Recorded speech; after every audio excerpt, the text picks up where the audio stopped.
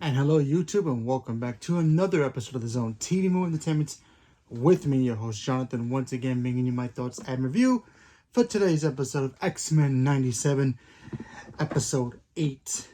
And oh boy, what an episode this was. This episode might be the best yet. And there's a couple of things in here that you have got to know about. We gotta do a little bit of background checks here, so bear with me because I'm learning about this too, because some characters in here even I didn't know about, which is kind of weird because I know mostly about every X-Men character and I completely forgot about this character. But anyway, we all learned together. So if you have not caught up to this episode, spoilers, spoilers, spoilers. Okay, so we all know that the big tragedy that the X-Men has been dealing with is the fact that Genosha got attacked, got destroyed by Sentinel Prime, bringing out, these Sentinels and basically destroying Genosha. Humans don't want to really help anymore. They just, the X-Men are just kind of everywhere. Cable shows back up again, and, he starts butting heads with his old man, which we all know. And they find a new threat, a threat that they don't even know about, named Sebastian, or Bastion, as they call him. Now, Bastion is not exactly what we all thought. When we first saw this character, he was kind of in the shadows, pulling Mr. Sinister. That's right, this guy was pulling Mr. Sinister's strings to tell him what to do, which normally it's all right, maybe Apocalypse can do that, but this guy, I don't know where he comes from, just shows up and he's telling Mr. Sinister what to do. He's got this big plan. He wants to make the ultimate Sentinels. Basically, he is a Sentinel. He's a Sentinel Prime from Cable's future, and he's also the old Sentinel program. He's combined to a human. So that's what he wants to do. He wants humanity to be the superior brand, the superior machine. He has the power to talk to machines, psychically. So he has a vision of the future. He wants to make it his own. He's got a plan, and he starts turning people into machine Sentinel program. Kind of like in Days of Future Past, when they can adapt to any power in the way that they made those Sentinels, even though they were very different from the comics and the cartoon, obviously. But they can adapt to any power, and they can just use it against anybody. But this one is more, he's making humans, normal people, into these Sentinel programs, robots, to basically take out the mutants. And when he turns them on, he lets loose. This guy just lets loose on everybody. This guy is so terrifying. He's so suave and sophisticated, but he's also terrifying because this guy's got, there's a moment in this episode, and I really love this moment. There's a moment in here where he's talking to one of his people, and he's talking to Mr. Sinister as well, and he's got the monitors on. He's got TV monitors on, and he's talking to other Marvel villains. He's talking to Doctor Doom, which we all know is probably one of the greatest Marvel villains of all time. He's talking to Baron Zemo about all this and how they can, reshape the world and all that. It was psychotic. It was just crazy to see him talk to these kind of characters who, Baron Zemo has his own, view on the world. And we all know how Doctor Doom operates. This guy's got influence everywhere. And it kind of reminded me of what I wanted to see Marvel, the MCU, do with Kang. I wanted Kang to come to the MCU and just start pulling the strings and just start manipulating other characters and making, them work for him in a situation, and then kind of reshape the world of his own, and then, be the big threat. This guy looks like he's going to be the big threat of this show. And the reason, and then we find out why he has Magneto locked up. And I'll get to that in a minute. And I thought that stuff was just brilliant because, I always keep forgetting how powerful Magneto is, and I'll get to that in a minute. But anyway, he sends out the human Sentinels, and then they start wrecking everything. You got the X-Men, scattered everywhere. Jean's Cable and Cyclops on one spot, Beast and the others are in the mansion.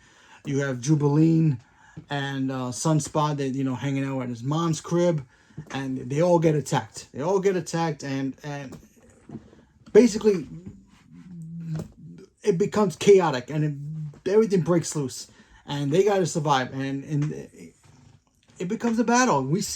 There's a cool moment in this episode where we see Wolverine fight in midair with these Sentinels, and some of these Sentinels are women, and they're wearing high heels, and they can just jet fly in the air. I thought that stuff was cool. We see Wolverine just using his power, his strength, and fighting them in the air. I thought that stuff was great. The Blackbird gets destroyed again.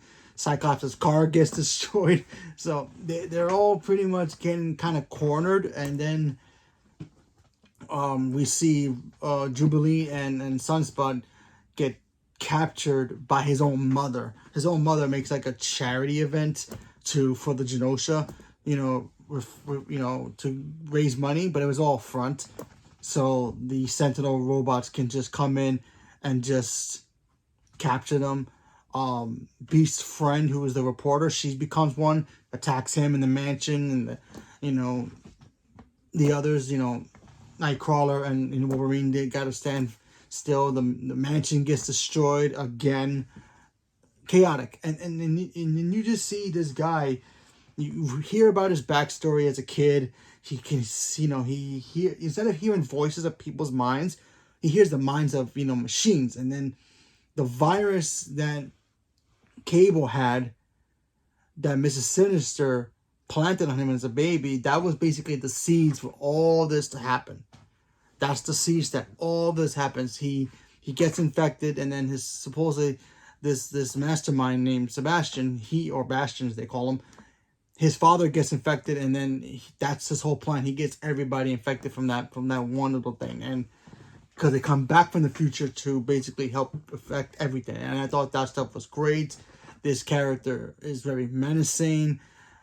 Like I said before, it kind of reminds me of Kang and what I wanted Kang to be for the MCU. Manipulative, powerful, kind of act like he's not really doing much, but what his little seeds that he plants have repercussions of what's going on and how he's going to shape this world. I kind of wanted that for the MCU, but we got Kang, and how that turned out.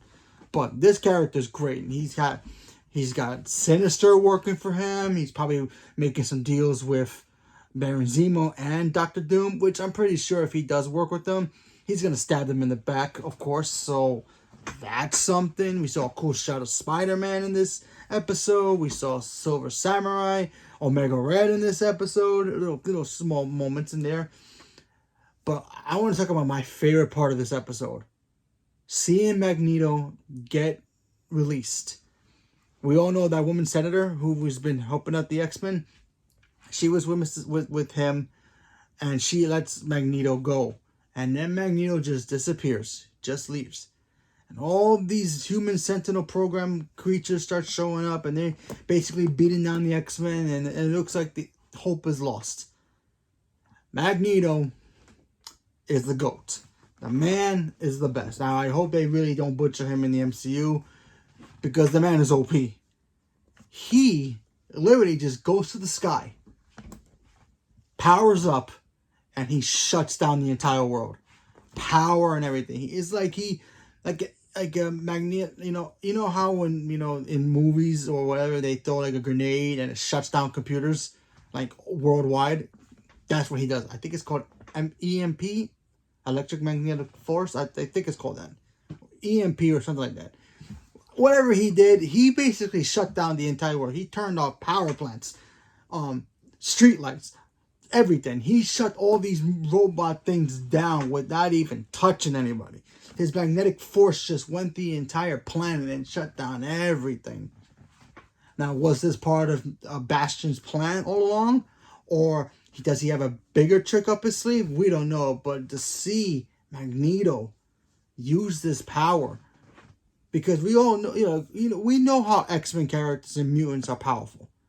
You have your Dark Phoenix, you have Mrs. Sinister, you have Apocalypse. They're powerful Omega 11 mutants, Charles Xavier as well.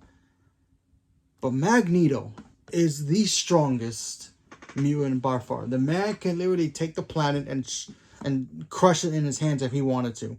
He has that power. He can grab the magnetic force of the Earth itself and just rotate it whatever he wants. That's how powerful Magneto is. And him showing a glimpse of that power in this episode by shutting down everything throughout the entire planet. Yeah, you wonder why this Bastion guy had Magneto in his capture. He wanted to prevent for him to be a threat to him. And then when he escaped, Magneto didn't even say a word. He just went, shut down everything. Like, he already knew what was going on, so he just shut down everything. Saved the X-Men's life, and of course, the best ending of the episode. Wolverine opens his mouth and he goes, "What's next?" Something crashes onto the mansion, and then out comes the ship. Ship opens, and Professor Xavier walks out and contacts his X-Men, including Storm. He contacts the entire X-Men. Everybody is aware that Charles is on Earth now, including Storm, who just got her powers back a couple episodes ago. And like I said, this episode was great. It showed us the new villain, how menacing he can be. Yeah, sure, he may have lost the first battle, but you know how a villain always said, we may have lost the battle, but we won't lose the war. Maybe this was part of his plan all along. Maybe seeing these other characters in this episode, even for glimpse moments, maybe we're going to see a big super team up. The X-Men and maybe the Avengers in this episode, because the Avengers do exist. We've seen Captain America already. We've seen Spider-Man in this. Maybe they're all going to team up to take him out with all his Sentinel programs. Who knows? But this episode was great. Now that Charles Xavier is back, the X-Men, including Cyclops, is going to have hope. And he's going to be the leader that we all know and love. And they are going to wreck shop. And it's going to be great. And I cannot wait to see what happens next. Especially the way this ends. We might have 2 episodes left, 3 episodes left. I don't care. I want to see it. Cannot wait for next week's episode. So, leave me a comment below. Let me know what you guys thought about this episode. Did you guys enjoy it? Not enjoy it? Did you guys like this new character? Have you heard of him before? Because I think I've heard of him before. I just didn't remember. Comic books are old. So, excuse me. So, yeah. Great episode. Great way to introduce this new villain into the show. Showing us glimpses of him from last week's episode. Because, we didn't really know who he was. Unless us hardcore, diehard fans really know.